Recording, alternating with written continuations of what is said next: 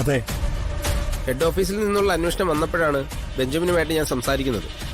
Benjamin പറഞ്ഞത് ബാങ്കിന് നടപടികൾ എന്ത് വേണമെങ്കിലും സ്വീകരിക്കാമെന്നാണ്. കമ്പനി നോക്കി നടത്തുന്നത് എന്റെ മകൻ വരുണാണ്. അവന്റെ ഭാഗത്തുനിന്ന് അങ്ങനെ ഒരു നിലപാടുണ്ടാവില്ല. എനിക്കതിലൊരു സംശയം തോന്നിയതുകൊണ്ടാ സാർ ഞാൻ നേരിട്ട് വരാന്ന് വെച്ചത്. സത്യത്തിൽ ഹെഡ് ഓഫീസിൽ നിന്നും എനിക്കുള്ള നിർദ്ദേശം ഒരു ജപ്തി നടപടിയാണ്.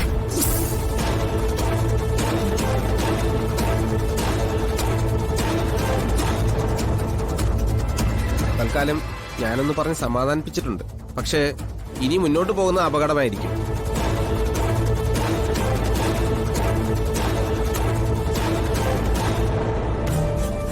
സാറ് കാര്യങ്ങളൊക്കെ ഒന്ന് വ്യക്തമായി അന്വേഷിക്കണം. എന്നിട്ട് ബാങ്കിനെ വിവരം അറിയിച്ചാൽ മതി. ഒരു 10 ദിവസത്തേക്ക് നടപടികളൊന്നുമില്ലാതെ മുന്നോട്ട് കൊണ്ടുപോയി എനിക്ക് സാധിക്കും.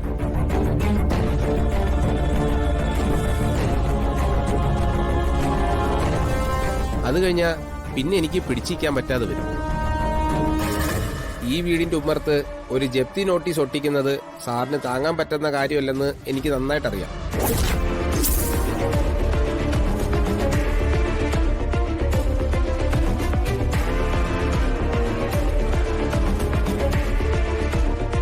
But we are sorry sir. Condition അതാണ്. ഇതൊന്നും നേരിട്ട് ബോധ്യപ്പെടുത്താനാണ് ഞാൻ വന്നത്. കാര്യങ്ങൾ എന്താണെന്ന് ഞാനൊന്ന് അന്വേഷിക്കട്ടെ. അതിനുശേഷം ഞാൻ തന്നെ വിളിച്ചോളാം. ശരി സാർ, എന്നാ ഞാൻ ഇറങ്ങിക്കോട്ടെ. ശരി.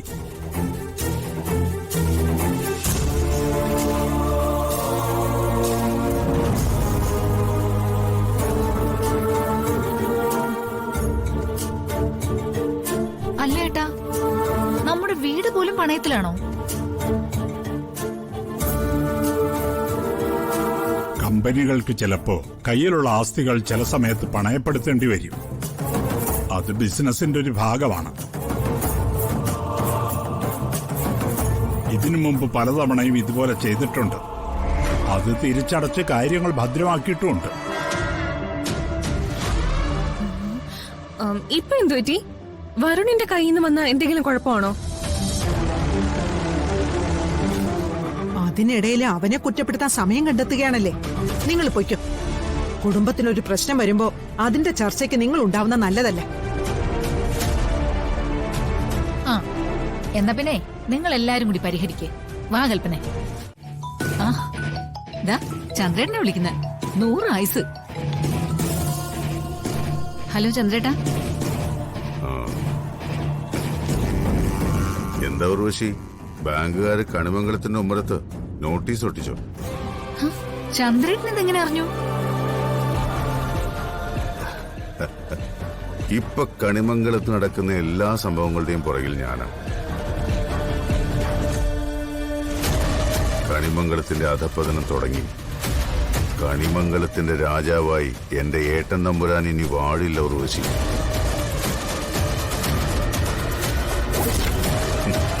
ഇത്രയും കാലം ഞാനും നീയും നമ്മുടെ മകനും അനുഭവിച്ചതിനൊക്കെ കൃത്യമായി പകരം വീട്ടി തീർക്കാനാണ് എന്റെ ഉദ്ദേശം. കണിമംഗലം കൈവിട്ടു പോയാ അത് നമ്മുടെയും കൂടി നഷ്ടമല്ലേ? അങ്ങനെ കൈവിട്ടൊരു കളി ഞാൻ കളിക്കില്ലല്ലോ. ഏട്ടന് കണിമംഗലം ഭരിക്കാനുള്ള യോഗ്യതയില്ലെന്ന് ആരെങ്കിലും വിലയിരുത്തിയാ പിന്നെ അതിന്റെ അർത്ഥം ചന്ദ്രശേഖരനും ആ യോഗ്യതയില്ല എന്നല്ല. നീ നോക്കിക്കോ ഉർവശി, ഇനി മുതൽ കണിമംഗലം അറിയപ്പെടാൻ പോകുന്നത് ഈ ചന്ദ്രശേഖരന്റെ പേരിലായിരിക്കും.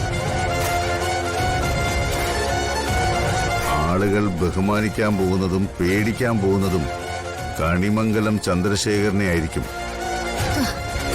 എനിക്ക് ആ കാഴ്ചയെന്ന് കണ്ടാ മതി ചന്ദ്രേട്ടാ.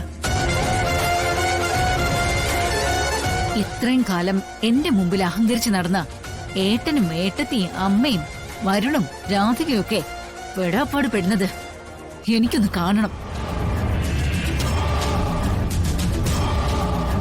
ഒരു വേലക്കാരിയുടെ സ്ഥാനം പോലും ഇല്ലാതെയാ ഇത്രയും കാലം ഞാൻ ഈ കണിമംഗലത്ത് നിന്നത്. കണിമംഗലം ചന്ദ്രശേഖരന്റെ ഭാര്യയായി, കണിമംഗലത്തിന്റെ ഉടമയായി എനിക്കിവിടേക്ക് ഒന്ന് ചവിട്ടി നടക്കണം. എന്റെ പ്രതികാരം ഞാൻ എന്റെ വഴിക്ക് തീർക്കും. നിന്റെ പ്രതികാരം തീർക്കാൻ നിനക്ക് തരികയും ചെയ്യും. ഇനി അങ്ങോട്ട് കൺകുളിർക്കെ കാണാൻ കാഴ്ചകൾ ഒരുപാടുണ്ട്. ഞാൻ കൃത്യസമയത്ത് നിന്നെ വിളിച്ചോളാം. കണിമംഗലത്ത് ഞാൻ ഉദ്ദേശിക്കുന്ന മാറ്റങ്ങളൊക്കെ സംഭവിച്ച് കഴിഞ്ഞിട്ടേ ഞാൻ അവിടെ പ്രത്യക്ഷപ്പെടും. നോക്കട്ടെ.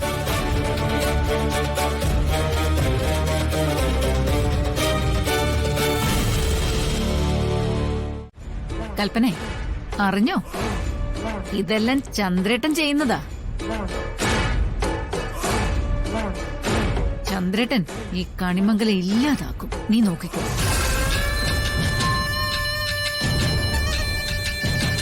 ഇതൊക്കെ കേട്ടിട്ടും നിന്റെ മുഖത്തെന്താ ഒരു തെളിച്ചമില്ലാത്ത?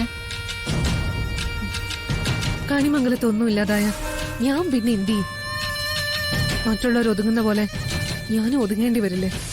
എന്തിന്? നീ എന്റെ കൂടെ നിൽക്കുന്നവളല്ലേ. നിന്റെ കാര്യം ചന്ദ്രേട്ടനോട് ഞാൻ പ്രത്യേകം പറയാം.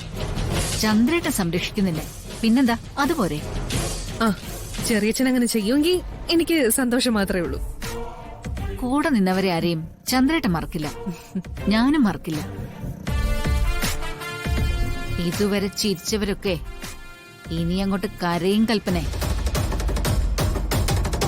അവിടെ നമ്മള് രണ്ടുപേരും മനസ്സറിഞ്ഞു ചിരിക്കും, കണിമംഗലത്തെ തമ്പുരാട്ടിമാരായിട്ട്.